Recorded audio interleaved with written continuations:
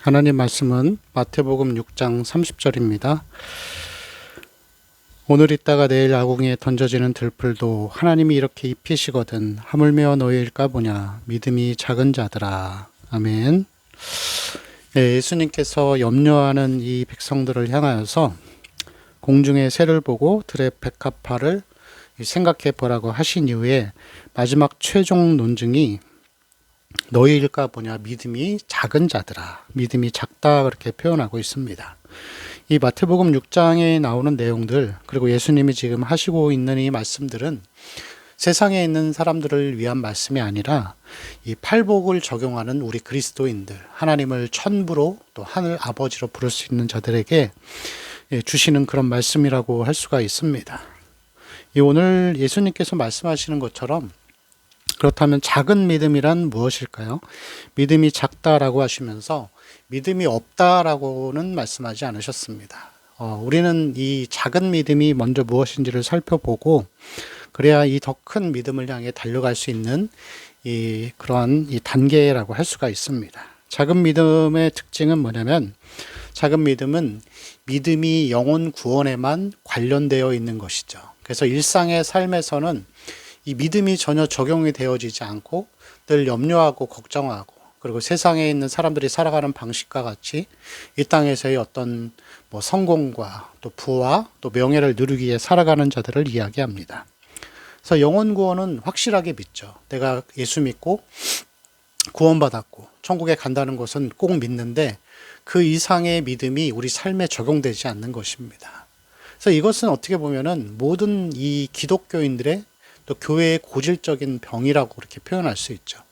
대부분의 사람들이 그리스도인이라 할지라도 이 신앙이 삶으로 뻗어가지 못하고 그냥 영혼이 구원받는 것, 그거 하나에만 멈춰져 있는 경우들이 굉장히 많습니다. 자, 두 번째 이 적은 믿음은 뭐냐면 작은 믿음은 사고하지 않는 것입니다. 생각하지 않는 거예요. 여러분, 믿음이라고 하는 것은 믿음은 특별한 능력을 발휘하거나 어떤 초자연적인 것을 경험하는 게 아니라 믿음이라고 하는 것은 사고하는 것, 생각하는 것입니다. 예수님 말씀하셨죠. 공중의 새를 보라. 그리고 거기서 한 단계 더 나아가서 들의 백합화가 어떻게 자라는지 생각해 보라 라고 하면서 우리에게 사고할 것을 요청하시죠. 여러분, 믿음은 생각하고 사고하고 하나님의 말씀을 계속해서 우리가 곱씹어 보는 것입니다. 이 그리스도인들에게 생각과 사고의 능력이 없다라고 하는 것은 믿음이 작다라는 것이죠. 여러분, 그래서 보면은 만약에 예를 들어서 우리가 한밤중에 잠을 자려고 침대에 누웠습니다. 근데 그 침대에 누워서 자려고 하는데 과거에 있었던 괴로웠던 기억들이 계속해서 떠오르는 거예요. 생각이 되풀이 되고 그때 그렇게 하지 말 것을 하면 후회하면서 그 생각을 또 하고 또 하다 보면 어떻게 되죠? 그 생각의 통제와 지배를 받기 시작합니다. 그리고 어떻게 되죠? 잠을 못 이루죠. 불면증이 생깁니다. 생각한 것이 우리의 삶을, 몸을 또 영혼을 지배하는 것이죠. 그런데 이 반대로 생각해서 이 말씀도 그렇습니다. 말씀을 보면서 하나님이 우리를 어떻게 구원하셨고 그리고 성경에 나오는 내용들을 우리가 읽고 또 기억했던 것들을 자꾸 생각하고 사고하는 거예요. 오늘 우리가 봤던 이 말씀만 해도 염려 가운데 있는 분들은 공중의 새를 보라. 그리고 들의 백합화가 어떻게 자라는지를 생각해 보라 하면서 하나님을 전체적인 관점에서 자꾸 생각해 보는 것입니다. 그러다 보면은 이 생각이 이제 이 활동 그리고 실천으로 이어져 가게 되죠. 믿음은 사고하는 것입니다. 그런 의미에서 여러분, 건강한 교회의 특징이 뭔지 아시나요? 건강한 교회의 특징은 성도들이 생각하고 사고합니다. 그게 무슨 말이냐면은 예배를 드리고 나면은 성도들이 지금이야 코로나 때문에 많이 못 모이지만 이 성도들이 밥도 먹고 하잖아요. 근데 교회에서 밥을 먹고 차를 마시고 예배 후에 그런 이 교제를 나눌 때 나누는 많은 내용들이 이 설교 내용, 말씀을 들었던 내용들을 자꾸 서로가 나누기 시작해요. 그 왜 나누죠? 의문이 들고 생각이 드니까 이게 궁금해지고 나누고 싶어지는 거예요.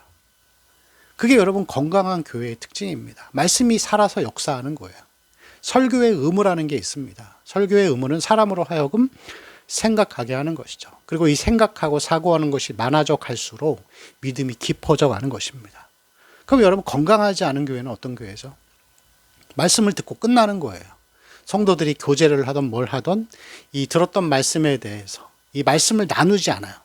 늘상 세상 사람들과 같이 만나면 뭐 세상 얘기, 뭐 음식 얘기, 아니면 뭐 자식 얘기, 그냥 말 그대로 잡담만을 늘어놓고 그렇게 교제하는 것은 그 교회가, 그 공동체가 그리고 그 사람의 신앙이 건강하지 않고 작은 믿음, 영혼 구원에만 국한되어 있다는 것을 보여줍니다.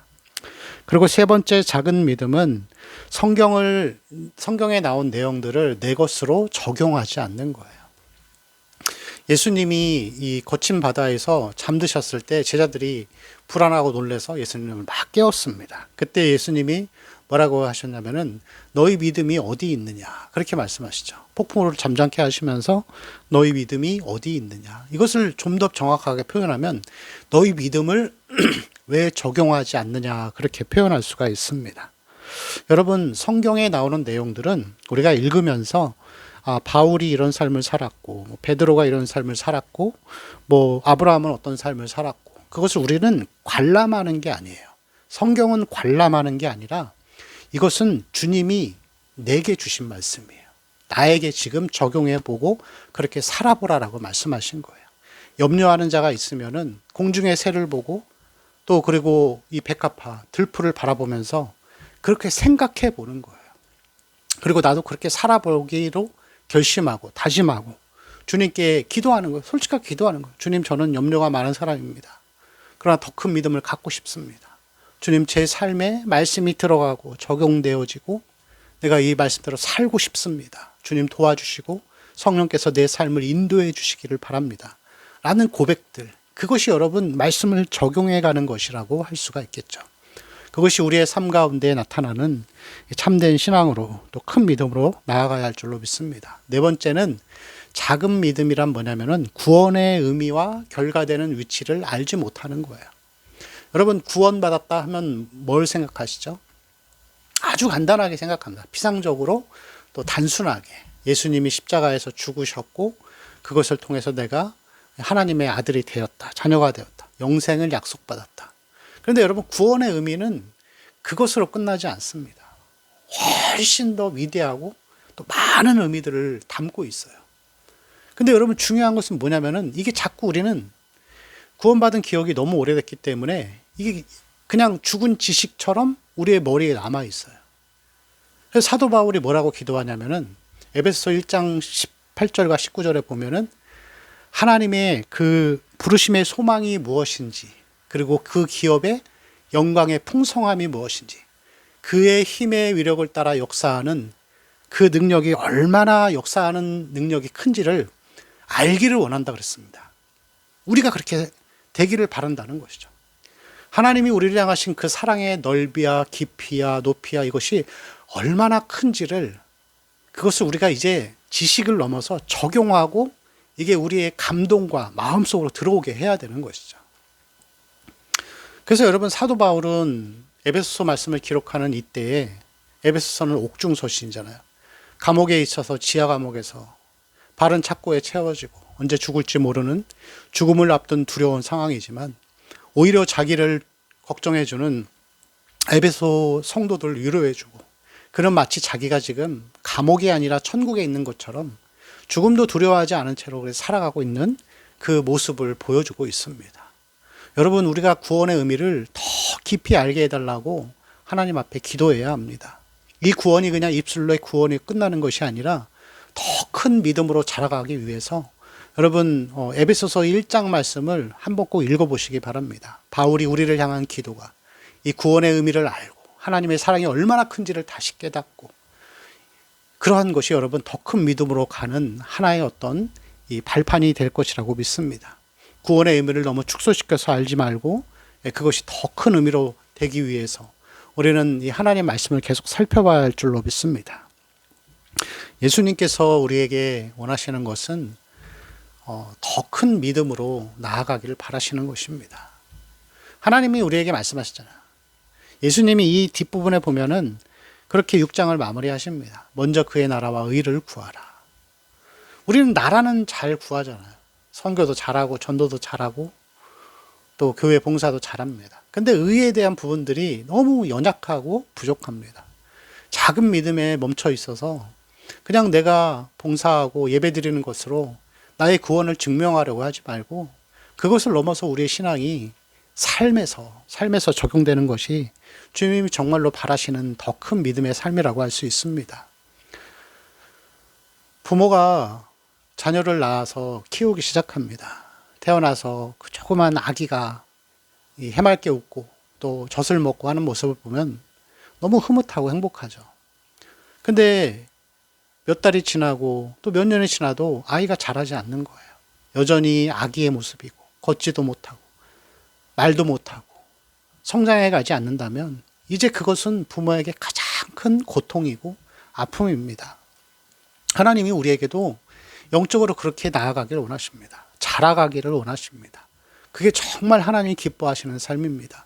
여러분 더 큰 믿음을 향해서 작은 믿음이 뭔지를 인식하고 내가 만약 작은 믿음의 사람이라면 더 큰 믿음을 향해 달려갈 수 있게 해달라고 하나님 앞에 기도하며 나아가는 하루가 되기를 축원합니다. 기도하겠습니다. 주님, 우리가 염려와 걱정 가운데 세상 정신에 사로잡혀서 많은 것들을 빼앗기고 작은 믿음으로 살아가지 않도록 주님 우리를 인도하여 주옵소서. 더 큰 믿음을 향해 달려갈 수 있도록 하나님 우리에게 은혜를 베풀어 주시고 지혜를 주옵시고 말씀을 통하여서 하나님의 그 크신 사랑과 그 모든 진리의 의미들을 잘 알아갈 수 있도록 하나님 우리와 함께하여 주옵소서. 감사하며 우리 주 예수님의 이름으로 기도합니다. 아멘.